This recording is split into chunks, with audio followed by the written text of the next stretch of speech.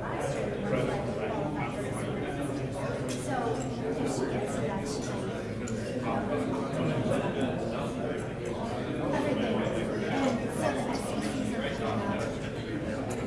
And they just do 30 business years. So that's about which I think it's going to go fly to Georgia and Washington. So we have to just split it. Yeah, because we still fight. I can't go back.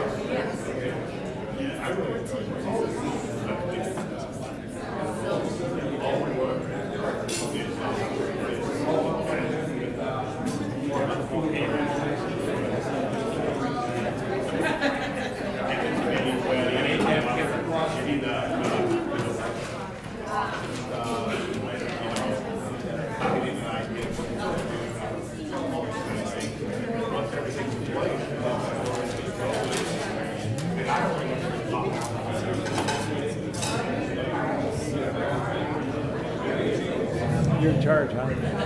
Just for the. Okay.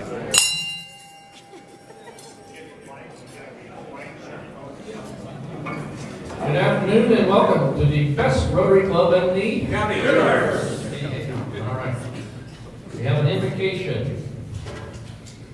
Dear Lord, we want to thank you for today, for the gifts that we're able to celebrate, the gifts of fellowship, friendship, and family. We ask that you look over those who are affected by the cold spells in our nation. We also ask that you look over and protect those in the armed services, protecting our freedom. And we ask that you put a protection over our schools and our students. In your Son's name we pray. Amen. Amen. Pledge allegiance. I pledge allegiance to the flag of the United States of America and to the republic for which it stands, one nation under God, indivisible, with liberty and justice for all. The four-way test. Is it the truth? Is it fair to all concerned? Will it build goodwill and better friendships? Or will it be beneficial to all concerned? We have a song. David. We do have a song. It's a very special day. Today I'd like to invite Danny Russell up to the front, please. Today is Davy's birthday, so let's sing happy birthday! Happy birthday to you. Happy birthday to you. Happy birthday, dear Danny. Happy birthday to you. So it's bad enough that she's embarrassed. You make her stand up. Of course. Happy birthday, David.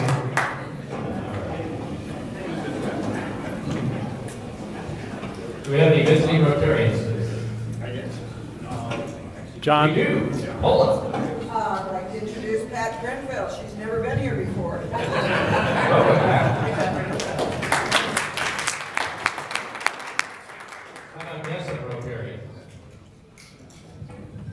No guests of Rotarians, all right. Any committee reports or board reports? Isn't or anything? Eric We have Johnson? one. Eric Johnson's here. We do have a visitor. I see him. His wife might be embarrassing. It's Eric Johnson, good friend of mine. Hi, Eric. Hey, Eric. We're going to turn down the sound. I think it's a little too high. Okay, so a couple of announcements. We got the Crystal Ball coming up next week. Mike, you got a fancy-looking black ball trophy over there. Oh yeah, the names are great. Yeah, who won last year? Travis Isley did last year. Ah, he was the Big winner. The big winner. Who was the big black ball winner? George Bellows. George Bellows Sr. Okay, George. I would like to make mention that I got word that George is not doing quite so good, and thinking about him as we endure this wonderful weather that the rest of the nation is not experiencing. And if you know George and you have the ability to drop in or say, find out more, please let us know what's going on. I know what's going on. Oh, go ahead, John. George is in his last days. So he is Katie saw him and prayed with him, and he's cautious enough to squeeze her hand, but he hasn't been eating or drinking for days. So it's just gratifying. And I went to see him the other day as well at Life Care. He's at Life Care room 410. And when you just go and squeeze his hand and squeeze his hand and say hi. Well, thank you for doing that. So, Thank you. All right. Next week we have Team March taking over, and that'll be headed up by Mike Moser. February. And it's not me. And it's not Mike Moser. Who's in charge of February? I had it all set up for March. We'll figure it out by next week. Wanted to do a brief report that this community center project that we're working on is, I think we've got to a breakthrough point where we've kind of figured out how we're going to remodel it. Next week, I intend to have a blueprint on a tripod so everybody can see. We are not going to push the building out like we thought we would need to. We can make it work within the space that we have. And we're going to put 2 doors in this wall. We'll preserve the double doors on the side wall over there and arrange it so that the city has access through the double doors to their storage area. And then our storage area will be in the back room, and we'll have outside access through the door on the back wall. And we'll also have access from this side. And we've even got a couple of closets, one for the chamber, you like that, Joel, and one for the Seroptimus, so that all the user groups will have an area to call their own. And someday when if we ever take out this fireplace and that whole thing there, we could even add more storage up against the bathroom. So it's coming together quite nicely. Dan Hogger, thank you for your leadership on that. And Steve will be coming to us pretty soon with some basketball court plans, and we're going to be building a basketball court down at the Riverfront Park. So it'll be designed to not float away in a flood. Am I not speaking quite loud enough? Okay, there we go. All right, any other announcements? Okay, let's work into the raffle. We have a raffle. And then for anybody else on their birthday, $1. No, just in general.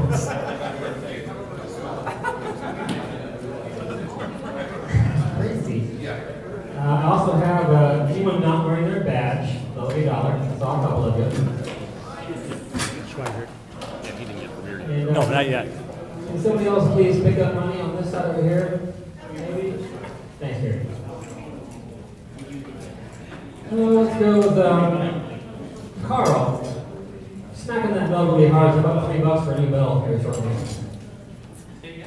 $3 for help us buying your bell. You keep smacking it so hard. Well, that's what you're supposed to do. 2 more for you.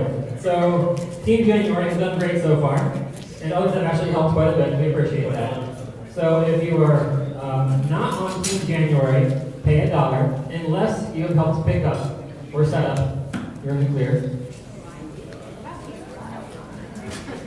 And then if you are on Team January, that's $2 because of recognition. Sorry. And then last but not least, the most important one we have is Jeff and Bill. So either stand up, coat off, face the camera, and smile, or $20 each. Look at that. Woo! Thank you all very much. All right, any happy bucks at all? Who's having something?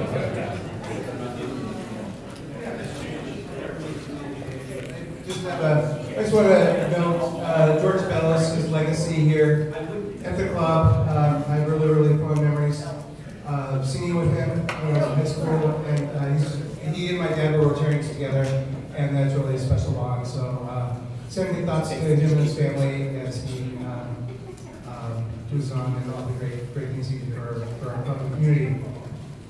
Yeah, thank you, David.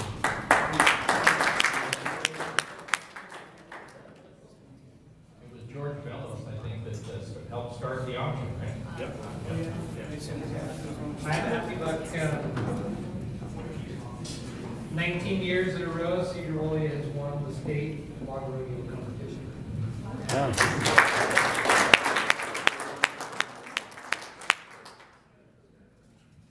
So on Friday, I got to see Temple Grandin speak down in Everett, and then there was a little snafu with her team, so I got to drive her home to her hotel. And she is a chatterbox, and then she said, oh gosh, why don't you just come have breakfast with me in the morning? So I met her at 6:45 in the morning the next morning, and we talked for about an hour, and then we went and taught class together at for WSU. So it was fantastic. If any of you got the chance to see her, she will be in New York in October. In case you're interested.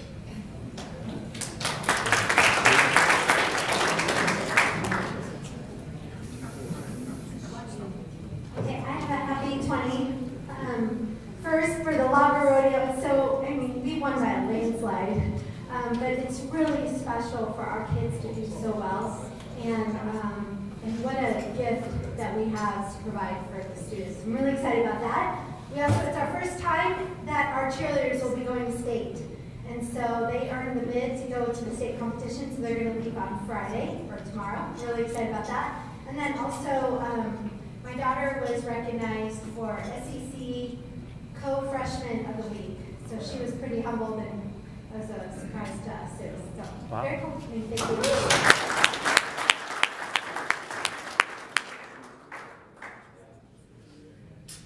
Sorry, I got so the Lager Rodeo, just to give you guys an example of how great a program this is. Sedro Woolley scored 300 points. The next closest team was White Salmon, who scored 20 points. It was pretty amazing.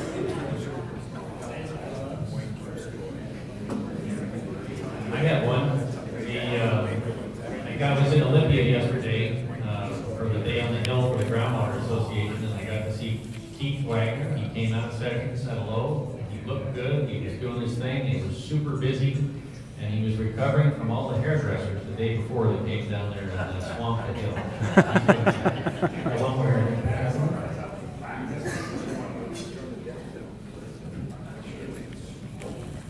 I have a $5 happy buck. I'm the culprit that put the invitations on your table. Boys and Girls Club, next Saturday, right here in this hall, are going to have their winter fundraising. It's a very affordable event to go to. For an adult, it's just $10. You can bring your family, so it can be a family Saturday night event. And they will have a small silent auction. And it's just a 2-hour event, as you can read on the card. So if at all possible, take it with you and introduce your family to it. And we'll see you here on a week from Saturday. Many of you can come to help support the boys and girls in Sedro Woolley. Thank you. Thank you.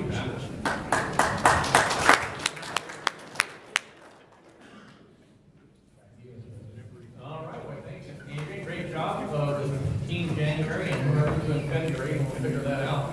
I know it's there somewhere, but I lost it. And we've got a month ahead. So now's the time for early leaders, but of course you aren't going to want to go. Bill McCann is going to tell us about his trip to Mongolia. I was thinking, as I said in the weekly address, that I think he might be the only Rotarian that has ever been to Mongolia. I verified that even though Yulia got close to it, he never actually went there. So Team February will be headed by Chris Johnson, and Stephen Dahl is our head of program. Bill, you want to come on up? I'm coming.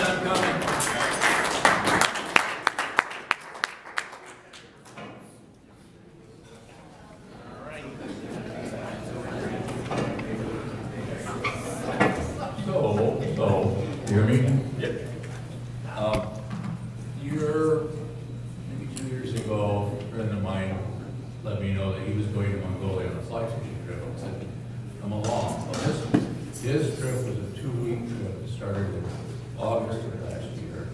I got a hold of the fly shop in Redding, California to see if I could go. The first week was sold out, but there were some people that were going to be leaving after the first week, so there was a vacancy for second week. So I went to Mongolia. I got a bit of a slideshow, a couple things. I guess I can start by what you see here is an image of the Mongolian flag, and the colors mean something, but I forgot what they are. So you can look those up on Wikipedia. The symbol on the left is part of the Mongolian language that was adopted a long time ago, and again, it symbolizes something that I don't remember. So that's how we get started. I don't remember anything. You can see that I was walking kind of slowly. That's a product of my having hurt my leg while I was in Mongolia. One of the things that when you go on a fishing trip or go on a hunting trip, every now and then everything is absolutely wonderful and perfect. You catch all the fish, the weather's perfect, everything is just great. But most of the time there's some compromise that goes along with that. And what happened with us was that the river was almost at flood stage. You know, I know Mike can attest to the fact that on some trips you always have a perfectly great time, but you don't always have perfect hunting conditions, right? So we didn't have the best of fishing conditions, but we made the best of what we did. A few facts about Mongolia before I start with the pictures. Actually, they're having a heat wave in Mongolia right now. It's tomorrow in Mongolia. It's Saturday, the 1st of February, and the predicted high temperature is 20 degrees. The average temperature in Mongolia this time of year, it ranges from 2 degrees Fahrenheit to 15 below Fahrenheit. That's the average temperature. That's helpful to the Mongolian population in the outer areas, which is pretty sparse, because the rivers freeze over and they don't have a really good road system, but they can drive on the rivers in the wintertime. And so the river we were on is now frozen solid. I was there in September. The September temperature, they said, think of it as being kind of like the temperature in Montana in October. And I've been in Montana in October, and I've had sun and I've had snow. And the average temperature in Mongolia is 60 degrees high and 38 low. So you can see that there's a wide range. Mongolia is located, and I'll have a picture of it in a second. It's located between China and Russia and Kazakhstan to the north and west. They're not exactly touching, but they're within about 20 miles. So there's a population in Mongolia made up mostly of Mongolian descent people, but there's a large section of the country that's Kazakh population as well, and it's reflected a little bit in their religion because the primary religion in Mongolia is Buddhist, but the Kazakh population is Islam. Although they did, in my research, they said that the second most, kind of warmed my heart actually, second most popular religion was no religion. So they're an enlightened people.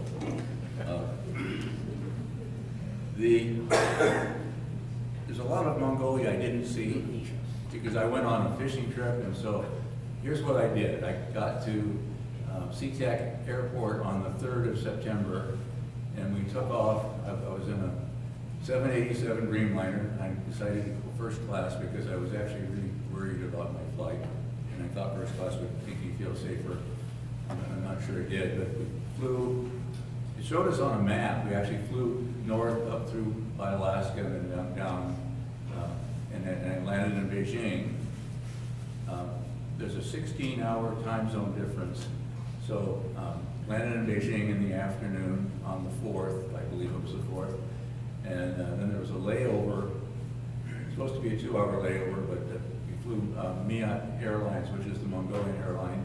And I guess for them, a 4-hour wait was kind of normal for how the flight works, because I had to wait 4 or 5 hours, which actually helped my lack of comfort, because when I got to Beijing, we landed in what was called Airport 2, and then I had to catch a transfer to Airport 3 to catch my flight to Mongolia.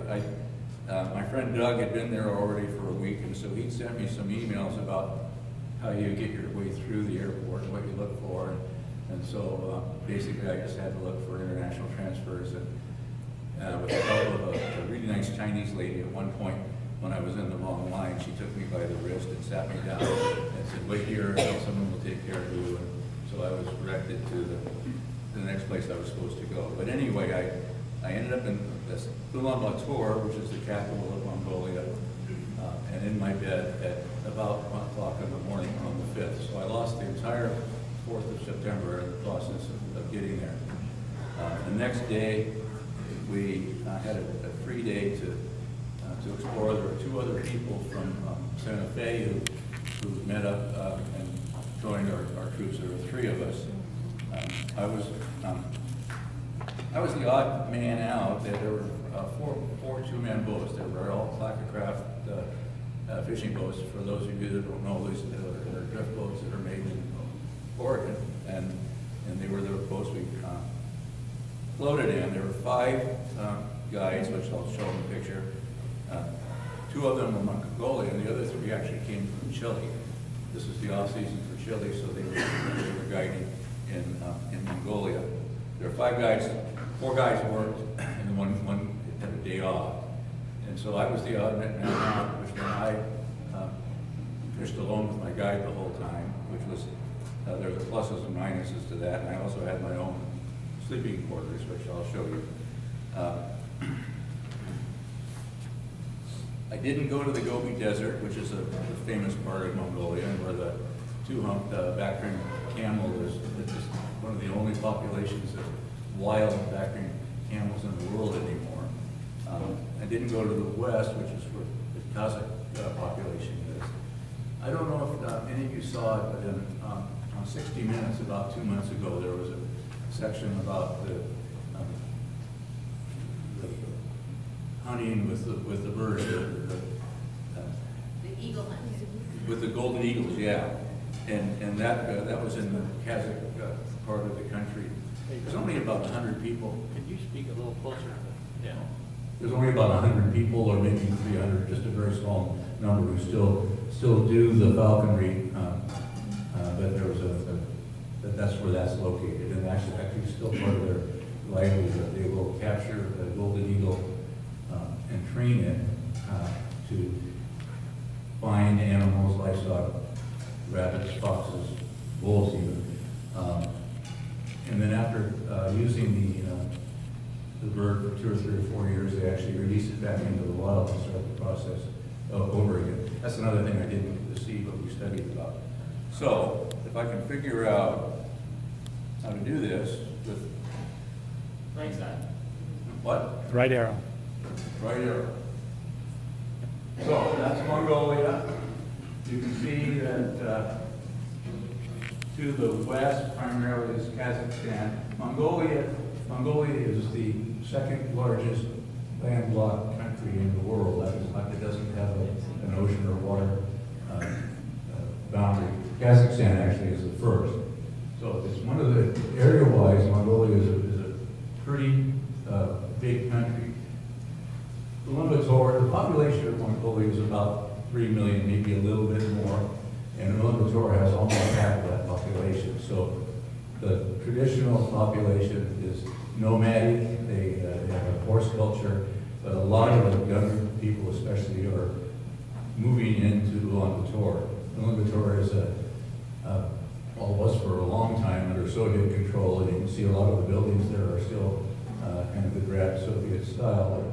But right next to it you can see signs and logos from all the modern companies in the world. The highway system is almost non-existent. There's a highway from the airport, which is 12 miles out of town, into town. The airport, by the way, is called Chinggis Khan International Airport. And there's also a highway system that a lot of it is just unpaved highway that goes crisscrosses the country in a few places, but there's a lot of area where there's no highway at all. Where I went, we ended up, that's Ulaanbaatar, that's the capital, that's spelled different ways, but I ended up going up north to fish the Onan River, I didn't know whether I was going up or down, north or south. I thought I was floating the river south that would take me ultimately close to China. I was actually doing just the opposite. I was floating on the Onan River, and we went north. And the Onan River eventually flows into Russia, and then joins another river, which eventually becomes part of what's called the Amur River. And the Amur River is the 9th longest river apparently in the world, and it forms a border between China and Russia here, and then it flows north into the ocean north of Japan. The last day that I was there, we got within about a half a mile of Russia. So that's where I was. These are a little bit out of order. So what this is we flew into Ulaanbaatar, and I had a day of sightseeing, and the next day we caught a small, I think it was about a 9-passenger Cessna airplane to fly to where we were going to go fishing. And this is a picture taken from that Cessna plane. The landscape is a lot of steppe and grassland, but not a lot of arable land for farming. The south is the desert, the Gobi Desert, which is really a desert like the Sahara. It's a semi-arid area. In the north is where there are more mountains and therefore the rivers where we were going. This is a view of the airport in Ulaanbaatar and the city. But there's a 1.3, 1.4 million people. A lot of modern-looking buildings. Back up. But also a good section of the population still live in yurts. They call them gurs, but basically they're the same thing as a yurt. Yurt happens to be, I think, a Russian term. Maybe so. Anyway, right near the airport, there's a huge section where there's probably hundreds, maybe thousands of yurts where people live. Here we are at the airport getting ready to load up and take off for our float. There were 3 of us on this particular trip to Al. I told you that. This is the idea of some of the architecture hotels. Taking from these pictures, I think, taken from my hotel. While I was there, and these are hard to decipher, so I'll skip through them fairly fast, but I had a chance to go to the museum in Ulaanbaatar, and every room was a different phase of Mongolian culture. We all know about Genghis Khan. He was, to put it in perspective, his time was around 1200, so 800 years ago. By the way, the Mongolia that we're talking about is what we may have heard of as Outer Mongolia. Inner Mongolia was another area which is totally assimilated into China. Genghis Khan's grandson, Kublai Khan, actually, his headquarters were actually in Beijing, and he started a dynasty that existed until the Ming Dynasty took over. But this is a petroglyph from early times in Mongolia. This is some attire, a little bit worse for wear. This is a little bit fancier stuff, that sort of ceremonial garb from a period of time in Mongolia. These are catapults and trebuchets. They're models, I believe, of weapons that Genghis Khan used during the sieges of various cities where he was doing this thing. This is a very famous copy of a very famous portrait of Genghis Khan. The original, for some reason, is in Taipei, Taiwan. I don't know why that is, but that's where the original is. This, like I said, there's someone out of order. Here we are loading up again to get ready to take that flight to the river. These 2 people are the ones, those 2 people are the ones from Santa Fe. This is looking down on the landscape as we're flying along. You can see the river. I don't know if that's the same river we were on or not, I really don't know. And the sort of mountainous terrain.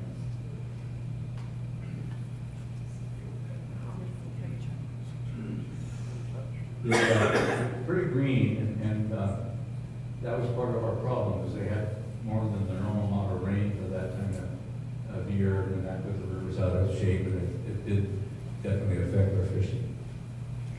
Here we are in the airport, the landing strip where we landed on and were picked up. They had the regular vehicles.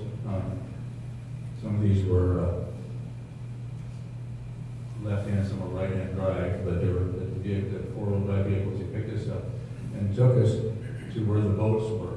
Well, this particular day marked the mid-term of the 2-week trip that my friend was on, and they were stopped at this location, and they had an excursion actually to where Genghis Khan grew up and where he was from, which is in this countryside. There was actually a little community they went to. I didn't get to go to that, obviously, but that's where they were while we were doing this. That's our plane. That's the sleeping quarters that we slept in part of the time. During the first 2 or 3, 4, maybe even 5 days of the float, we were floating through a national park, and they didn't allow permanent or semi-permanent facilities. Yours are not permanent, obviously, but they're semi-permanent, so they didn't allow those at our stops along the way, so we actually stayed in tents which show up. Here we are, and this is my first fish. There are the target fish, where the main fish was a fish called a taimen. It's the largest, supposedly largest trout species in the world. The species, the fish that we have in our rivers, the salmon and the trout and the char, all come from the same family, and so does this fish. This is not a taimen, this is a lennick, and a lennick is a trout-like species. I happened to catch the biggest one I think anybody caught on the trip, and it was about 24 inches. There it is. You can see it looks like a trout, but it's got kind of a funny snout and nose. You see the river was a little bit high. We were flowing. At this point, I didn't know where I was flowing, but I guess we're flowing basically north. We went through the 3 or 4 days of these high banks, and I swear that I could look at the rocks and I could see the faces of Genghis Khan's warriors in the rocks, and time and time again, I could see them watching over us. This is my friend from Santa Fe. This is another fish that's in the river. That's a pike, just like you can catch in Montana or many other places. Pike, taimen, lennick. There's a fish called an amur trout. Amur trout is a native only to the Amur River system, and it's a golden trout. I think one person caught an amur trout. I was with my guide one day, and an amur trout jumped right next to our boat, and it looked huge. I thought it was probably about 10 pounds, and we fished and fished and fished and fished, trying to catch it, but we never did. And then they had grayling, and nobody caught a grayling on this trip, as far as I know. What were you using for flies? I'll be getting to that. There's basically 2 kinds of flies. Most of the time we were fishing with streamers under the water that imitated bait fish, but there also were some hoppers and floating flies. And the best day I had, the most fun day I had, I was fishing in a side channel with my guide. He hadn't caught anything all day, and he took me to the side channel, and I had 5 hookups with a fly that was floating on the water. So every time I had a hookup, you could see the fish get the fly. That was probably the most fun. Here's where we slept the first few nights. These are teepee-like tents, very comfortable. We were told to bring sleeping bags, but they had big, heavy wool blankets, and there's only one night the whole trip that it actually got a little bit chilly. Those blankets were plenty, and they took really good care of us. Every time we got to our destination, the tents were set up, the outhouses were set up, the shower was set up, everything was ready to go. These rafts are the support floats. We were in Plaquemine Crest. All of these rafts carry the support equipment for our trip down the river. We had several people that were part of the crew that transported these items, and they would take off after us. We'd be out fishing, and they'd come flying by us, and by the time we got to our lunch destination, some of them would have been there to set up our lunch. Others went on to our next destination to set up our camp. Again, you can see the faces on the sides of the mountain of the Genghis Khan's warriors. If you look closely and use your imagination. This is a small farm along the way. This is kind of difficult. There's some reason why they have the orange roofs. I don't really remember that either, but there's some superstition or reason why there's a lot of orange on rooftops.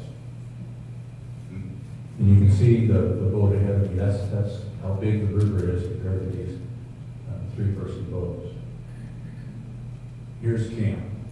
There's a cook tent, an eating tent. There's 2 tents for outhouses. There's a tent for a shower. All set, plus the teepees all set up for us when we get there. Always had excellent lunches. I don't remember, again, this little girl's name, but she was always the first one you saw when you got to lunch. And what she had for you was caviar. We were roughing it, but we weren't really Anyway, she was a real sweetheart, and she was always happy to give you all you wanted of that. And we ate a lot of it. That's a typical lunch on our trip. So again, we weren't really having to just eat bread and water. That's pretty typical. A lot of vegetables, some sort of meat dish. Did you eat any fish that you caught? No, the fish was all catch and release, and we didn't eat any fish on the trip. They didn't bring us any fish, so it was all catch and release. And there's actually a foundation for the time and the big fish, which is designed to protect this fish and keep this fishery going in perpetuity. That's the shower. And you know what that is? There were actually 2. We dug these pit toilets for us, and had a break for us, so by the time we got there, all set up. They have a little flag you put out if you're occupying the place, so nobody would disturb you while you're in there. Guess what that is? That's my first time. Again, these fish can live to be 40, 50, 60 years old and get up to 40, 50 pounds, but they grow very slowly. I don't think they eat much this time of year when the river's frozen over. That's Marcelino, I think is his name, one of the guys from Chile. He was my guide that day. That's pretty typical of what the countryside looked like, a lot of mountains. After we got through the mountainous part, toward the end it got more flat.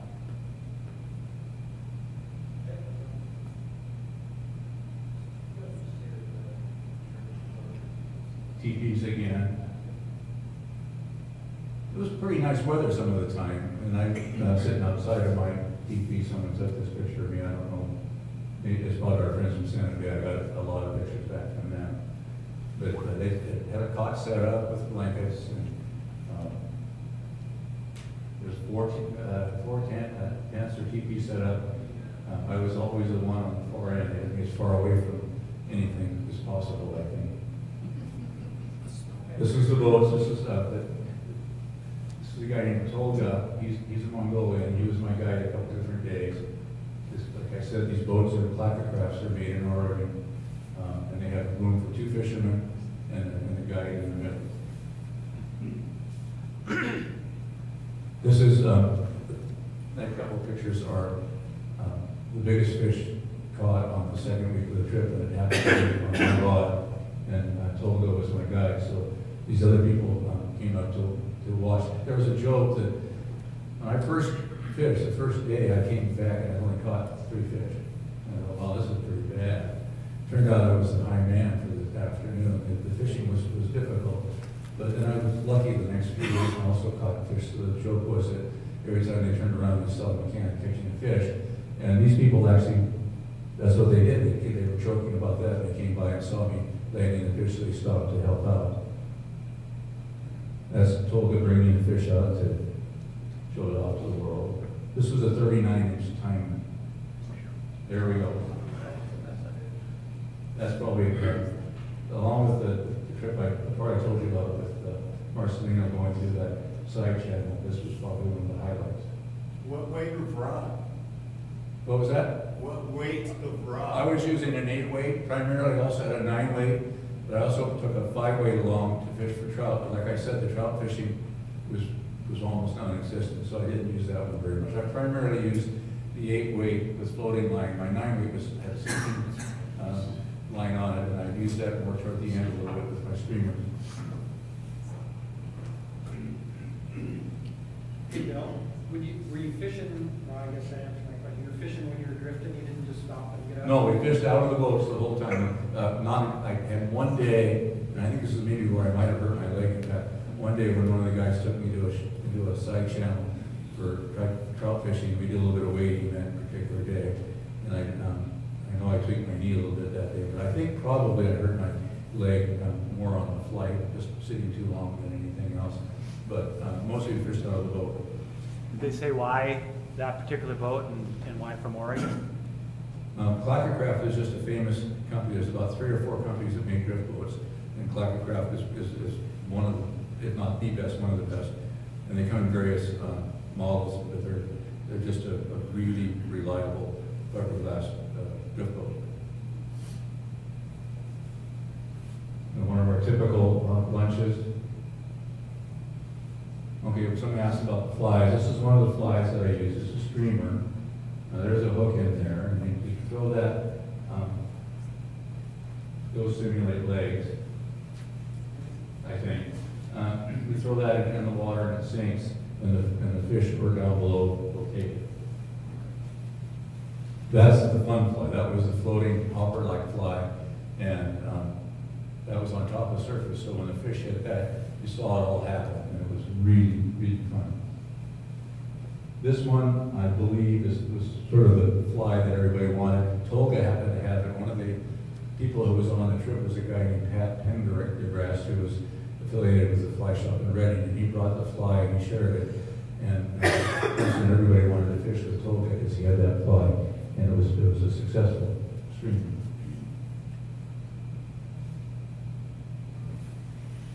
Sleeping quarters. Another lunch break. There's the 5 guys, 3 of them from, these 3 from Chile, and these 2 guys from Mongolia. After we moved into yurts, we had a little potbelly stove in our unit, and again, I slept alone. And this nice lady would come in the morning and start the fire for me, so I could just lay in bed and kind of keep snuggled in my blankets until the whole place warmed up a little bit. Again, it's not totally roughing it. I'm not a good camper, but this is, if I'm going to camp, this is the way I want to do it. Fall was already well on its way. You can see the colors here. And to the north, we're getting toward the point where Julia probably recognizes that. That's Russia. Another taimen. Another one. You can see the fly. In the evening, toward the end, we're seeing in the yurts, or girs, and loading up to take off. Everything had to be loaded up and taken back to the starting point, which was a 2-week starting point, the way upriver. And there were really no roads. There were, we just went across country over dirt trails, and the drivers would kind of pick and choose which tire tracks they wanted to go over. And we always were in a little bit of danger of getting stuck in the mud. In fact, we did get stuck once or twice and had to get out and do whatever to keep on moving. But they packed it up and they did the same thing again. And for the next, I was there from, I came home on the 15th of September. So they had one more 2-week trip in September, and I think they actually were planning for another one in October. By that time, it gets pretty cold. Here we are loading up, and on our way to fly home. That's the countryside.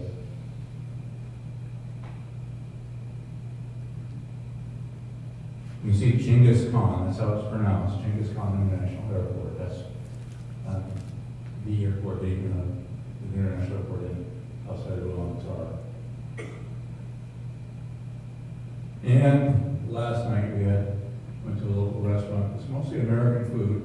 and we had a big dinner together, and Pat, who was the guy from the fly shop, that's him and his wife, picked up the bill, which was actually kind of nice. So that's my trip. Any questions?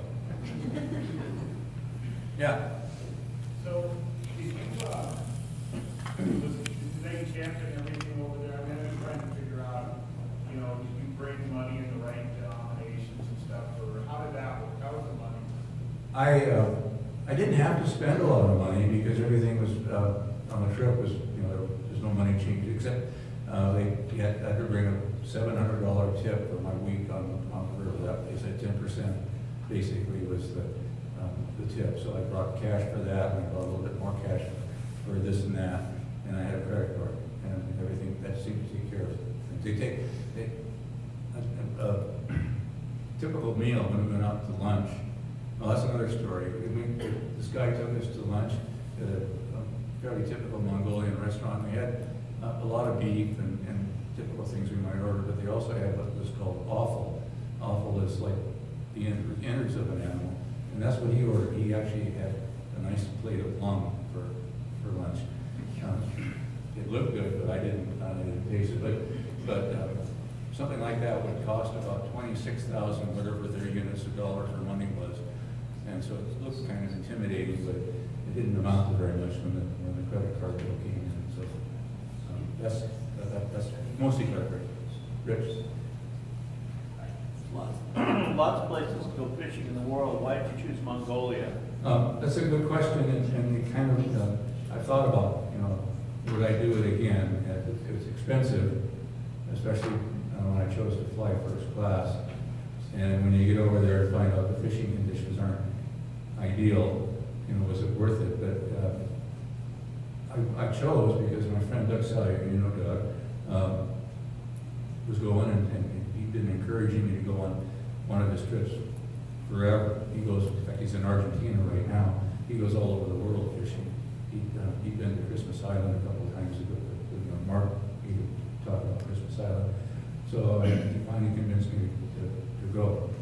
And the main thing was the idea of catching the taimen, but also I read some articles about the trout fishing, which typically is really good. You can catch the smaller fish, the lennick or the grayling, 40, 50 fish a day is what they said you can catch. We didn't have that opportunity. So the next question is, would I go again? Me, you know. What's the fishing season there in Mongolia? You were there in September, but does it run from the whole summer, or is it just? I think it runs from like May. It's really cold half the year, and like I said, the river's frozen over right now. So I think it goes from May to middle of October or something like that. Bill, you talked one time about after this trip going to the Amazon and fishing for the largest bass in the world, the peacock bass. Yeah, I canceled that trip. My friend Mark, who was going to go with me, canceled, and I looked at the prospect of going solo again, and I didn't like that. And there's a lot of unrest in South America right now, and that bothered me. So I weighed all of it, decided not to take that trip. Plus, Pat, the guy in the end, says that the bugs down in Brazil are just horrible. So it didn't sound like it was really paradise. Dan? Did they supply the flies, or did you have to bring your own? They gave me a selection of flies. I tied a bunch of flies, mostly for trout. I tied some mouse flies. I look at them. The guy will typically look at your flies and say, "Oh, those are nice. Let's use mine." And I didn't use any of my flies on the trip at all. I did actually. The first day, I think the first couple fish I caught were on a type of a mouse fly, but they didn't look anything like the mouse flies that I tied. Did you have to get a visa to go there? No. Go through customs and all that? No. The rule in China is that if you're in country for less than 24 hours, you don't need a visa. And I was in and out in a matter of hours. Got a little look at China as we were flying in, but I really didn't have a China experience in the thing. So Mongolia didn't require. Mongolia didn't require. Whereas if I did go to Brazil, I would have had to have a visa for the Brazil trip. Any wildlife along the river? No, not really. I didn't see anything. I don't know if they have a whole lot of wildlife. They have some, I think, and they still hunt for big elk and things like that that I didn't see. The next one I mentions Genghis Khan and his conquest. I read somewhere that a scientific group has made an estimate of a tenth or possibly even more percentage of the Asian population is directly related to Genghis Khan. He was a very prolific man, and he was very rich. Kublai Khan, as I said, was his grandson, and he actually was set up in what is China now. So, and Genghis Khan's armies were never really big. I mean, I've been reading the history of the biography of Napoleon. Napoleon's armies were probably bigger than Genghis Khan's, but he was ferocious and he intimidated his targets, and they would either surrender and they would be treated well, or they would not surrender and they would be killed. And he was pretty successful at what he did. Bill, is it fly fishing only? Yes. Well, I don't know if it's fly fishing only, but I believe so. This was all fly fishing trip, and it's very heavily regulated. The taimen are fish that they want to protect. They don't want, for instance, the section of the river that goes into Russia has been overfished. There's hardly any taimen existing anymore in the rest of the river system. They do have in the Amur River, however, one of the world's biggest sturgeon in the world, a fish called the Kaluga that was several thousand pounds. We didn't catch it. I just wanted to make a quick comment. It's kind of fun to see my city very close to it. Usually people think, oh, Siberia is somewhere north. Well, it's actually really close to Mongolia. You can see Novosibirsk right there, so neighboring. And as far as Genghis Khan and all of that, well, we know that Russia was under Mongolian ego, recall, right? And the occupancy for over 100 years. So yes, they were very successful in what they were doing. They were able to conquer Russia for that long.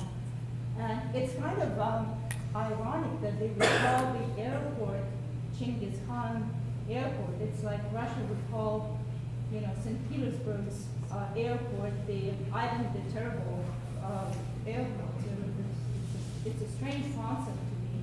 But He's a real folk hero, but during the Soviet domination, he was not. He couldn't. You could die for even mentioning his name during that period of time. He was not. They didn't want any idols or any local heroes during that time. But in about the 1990s, when things were breaking up, Mongolia became a republic or a democracy. They're struggling with that. It's not been easy. There's been some times where they've had a lot of trouble with corruption and that sort of thing. They also have a weather condition that happens about once every 10 years or so, that sort of like what we're having in the east right now, except it goes all year, all winter, where it gets so cold that essentially all the livestock dies out and they have to start the process over. And there is a fairly significant nomadic population still in Mongolia, so there's a lot of hardship that they do. Got it? Okay. Right.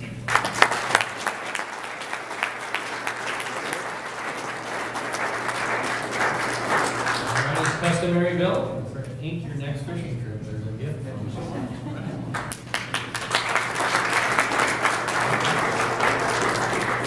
I now have learned something. Genghis Khan was very prolific. My wife lived in Russia. She has Mongolian cheekbones.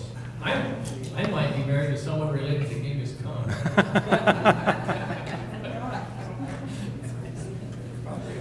Anyway, let's see. We want to help close down today with the tables and chairs, please. Is there anything else? Give that back to you.